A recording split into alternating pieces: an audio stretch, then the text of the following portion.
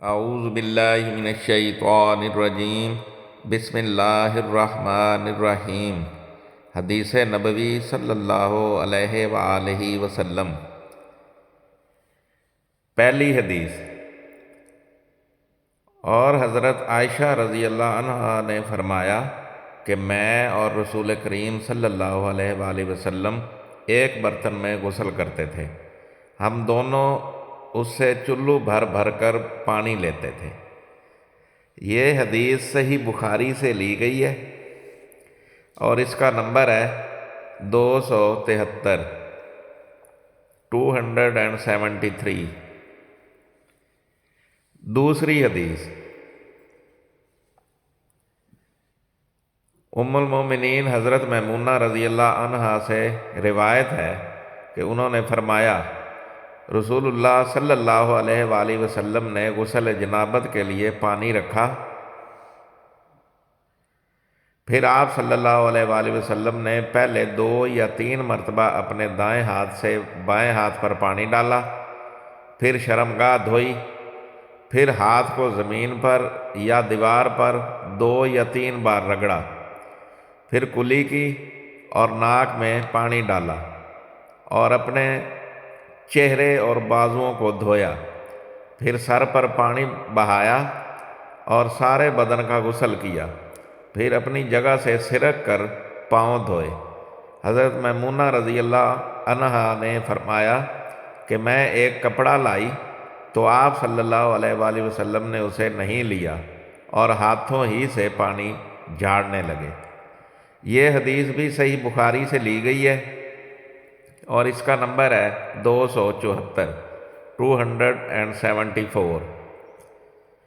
تیسری حدیث، حضرت ابو ہریرہ رضی اللہ عنہ سے روایت ہے، وہ فرماتے ہیں کہ نماز کی تکبیر ہوئی اور صفیں برابر ہو گئیں، لوگ کھڑے تھے کہ رسول کریم صلی اللہ علیہ وآلہ وسلم اپنے حجرے سے ہماری طرف تشریف لائے۔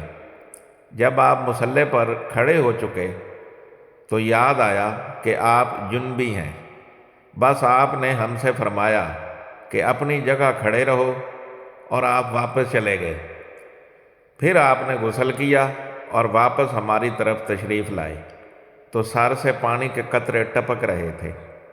آپ نے نماز کے لیے تکبیر کہی اور ہم نے آپ کے ساتھ نماز ادا کی۔ عثمان بن عمر سے اس روایت کی مطابقت کی ہے۔ عبدالعلا نے معمر سے اور وہ زہری سے، اور اوزاعی نے بھی زہری سے اس حدیث کو روایت کیا ہے۔ یہ حدیث بھی صحیح بخاری سے لی گئی ہے اور اس کا نمبر ہے 275 275۔ چوتھی حدیث، حضرت میمونہ رضی اللہ عنہا نے فرمایا کہ میں نے نبی کریم صلی اللہ علیہ وآلہ وسلم کے لیے غسل کا پانی رکھا اور ایک کپڑے سے پردہ کر دیا۔ پہلے آپ نے اپنے دونوں ہاتھوں پر پانی ڈالا اور انہیں دھویا، پھر اپنے دائیں ہاتھ سے بائیں ہاتھ میں پانی لیا اور شرمگاہ دھوئی، پھر ہاتھ کو زمین پر مارا اور دھویا، پھر کلی کی اور ناک میں پانی ڈالا اور چہرے اور بازو دھوئے، پھر سر پر پانی بہایا اور سارے بدن کا غسل کیا۔ اس کے بعد آپ مقام غسل سے ایک طرف ہو گئے، پھر دونوں پاؤں دھوئے۔ اس کے بعد میں نے آپ کو ایک کپڑا دینا چاہا تو آپ نے اسے نہیں لیا اور آپ ہاتھوں سے پانی جھاڑنے لگے۔